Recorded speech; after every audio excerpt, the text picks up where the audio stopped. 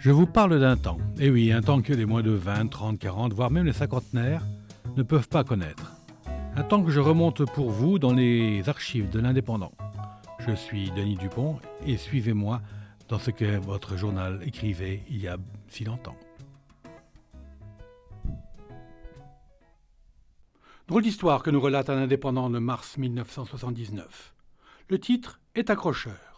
Des secrets d'État livrés à un étudiant de MIAS grâce au téléphone. Qu'est-ce que c'est que cette histoire ?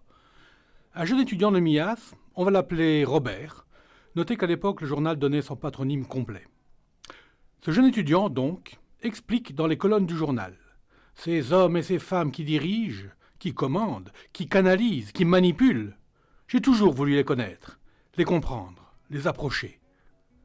Ce n'est pas à proprement parler le journal local qui a débusqué l'affaire, mais un hebdo national. Ce qui veut dire que l'affaire semble sérieuse et qu'elle a pris des proportions dépassant largement la frontière de Sals. Mais au fait, de quelle affaire parle-t-on ? Explication. On apprend que Robert a utilisé, ni plus ni moins, que son téléphone et le bon vieux bottin téléphonique.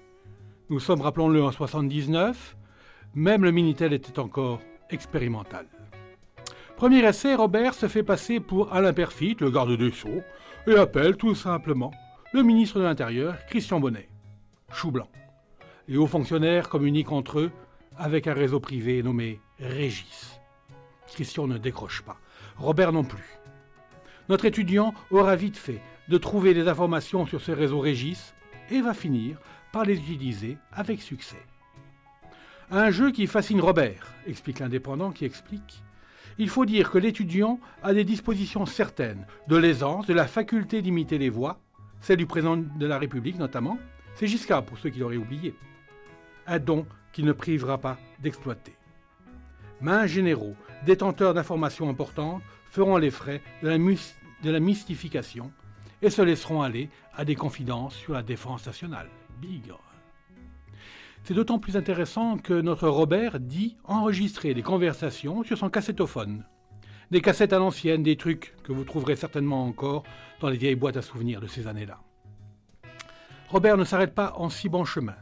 Voilà Tipa qui prend régulièrement sa belle plume et envoie des félicitations aux personnalités venant d'être nommées dans l'ordre de la Légion d'honneur ou de celle du mérite ou encore d'autres colifichets de la République.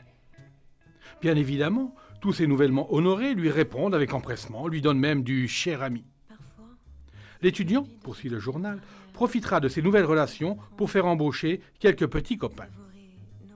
Les lettres reçues par ces hauts personnages font de l'effet, jusque dans le microcosme perpignanais et départemental, puisque, relève encore l'indépendant, notre jeune homme sera propulsé délégué général d'un parti politique local.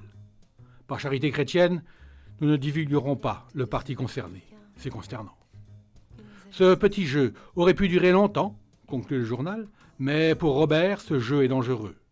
Il veut avertir certaines personnalités des failles du système qui permettent à un kidam d'obtenir des renseignements de première importance.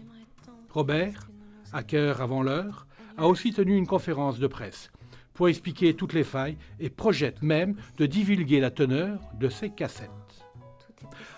À moins que d'ici là, le psychiatre qui doit l'examiner, le jugeant un peu dérangé, l'envoie prendre quelques repos, rajoute au final l'indépendant en forme de coup de pied de l'âne.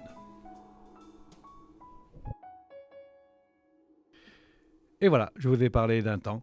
C'était un podcast produit par l'Indépendant et nous nous retrouverons bientôt dans ces archives intéressantes.